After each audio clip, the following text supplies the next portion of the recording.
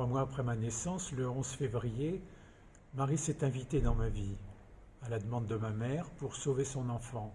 Depuis, sa présence discrète et tendre n'a cessé de s'élargir, soutenue par la prière familiale, les fêtes mariales, les pèlerinages et depuis longtemps la méditation journalière des mystères du rosaire. Marie, la première en chemin pour nous conduire à son Fils.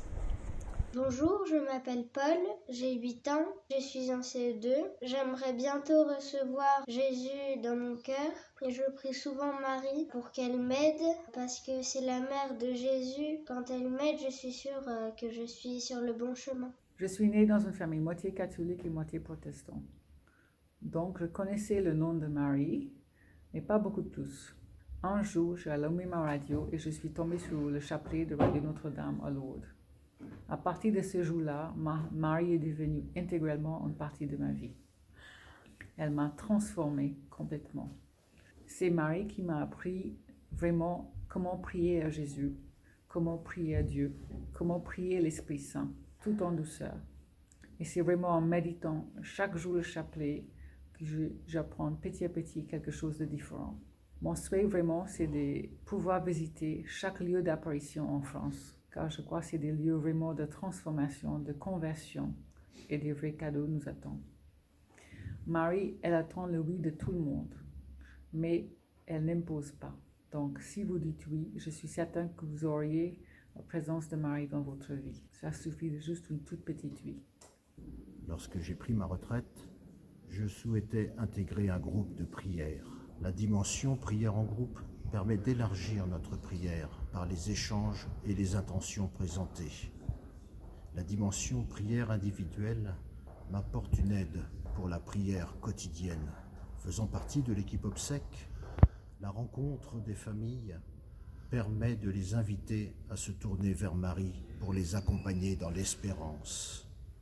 Je termine par ce refrain.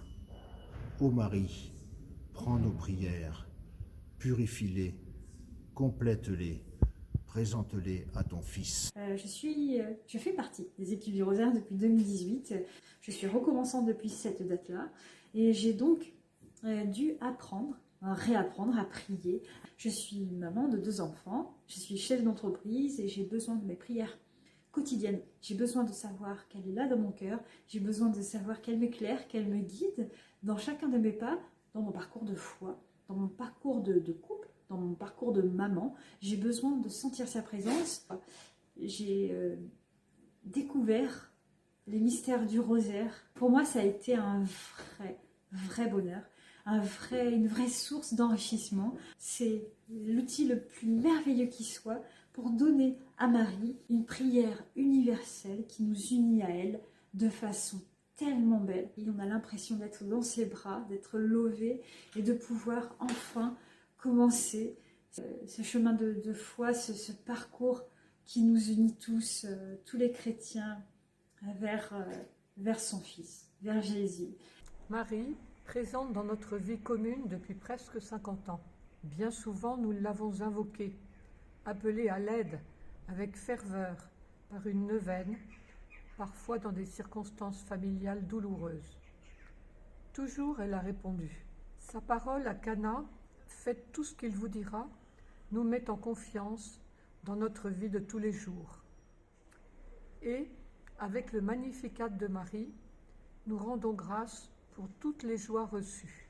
Marie, ça a été un problème pour moi dans ma jeunesse et même dans mon âge adulte. Ce n'est que tardivement que j'ai osé l'apprécier parce qu'il y avait trop de démonstrations autour de Marie et ça me faisait peur et ça me faisait fuir.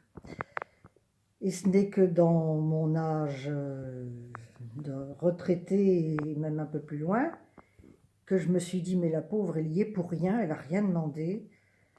Et j'ai apprécié sa simplicité, son humilité, son anonymat presque, parce que dans les évangiles, on en parle très peu. Elle n'a pas cherché à jouer les vedettes, jamais. Donc pour moi, maintenant, c'est une compagne. Et quand je tâtonne et que je ne sais pas quoi faire, je lui dis, bon, bah toi, tu t'en es sorti très humblement, et alors que ta mission était bien complète, bien complexe. J'allais dire, on chemine ensemble, enfin c'est moi qui suis, hein, bien sûr. Et ce que j'aime aussi, qui lui est attribué, c'est le Magnificat.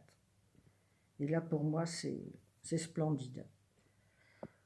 À la fois sa joie, sa confiance, c'est sa force, étrangement, et qui la transporte. Là, c'est une expression vraiment spontanée qui sort d'elle, qui déborde d'elle. Et là, on la voit imprégnée de Dieu. Bonjour, je m'appelle Annette, j'ai 10 ans. Moi, j'aime beaucoup Marie parce que quand je la prie, je me sens bien.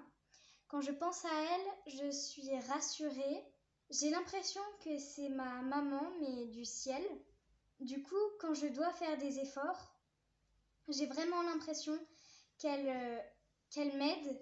Et le soir, quand je suis dans mon lit, je repense à tout ce que j'ai fait dans la journée.